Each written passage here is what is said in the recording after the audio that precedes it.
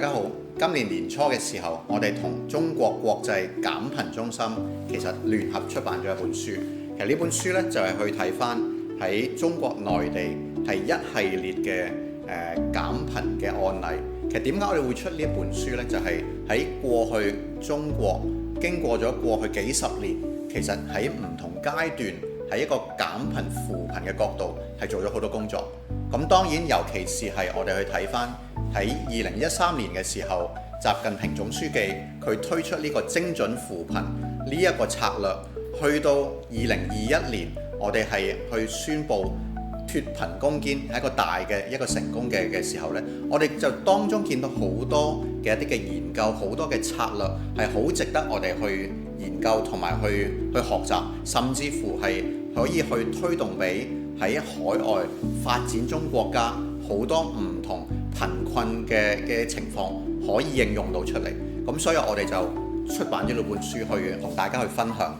咁其實當中我哋見到喺中國嘅脫貧嘅過程裏邊呢，有幾個位置我覺得可以係值得大家去深思嘅。其實第一個部分就係以前我哋就會話做一啲嘅慈善工作啦，可能去捐錢啦。咁但係有一句嘢，我唔知道大家有冇聽過，就係授人以魚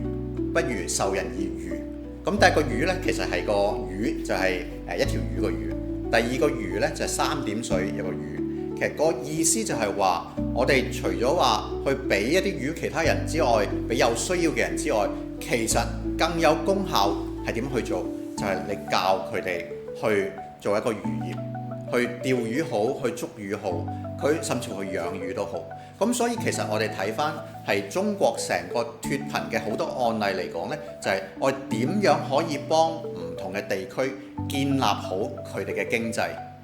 如果要去做要去幫佢哋去建立經濟嘅時候，當然我哋見到喺個成個基建上入邊，喺過去你可以話呢段時候中國嘅基建嘅發展係非常之成功。所以我哋去睇翻，無論高鐵好，無論去鐵路或者係揸車都好，要去唔同地方已經比以前容易咗好多。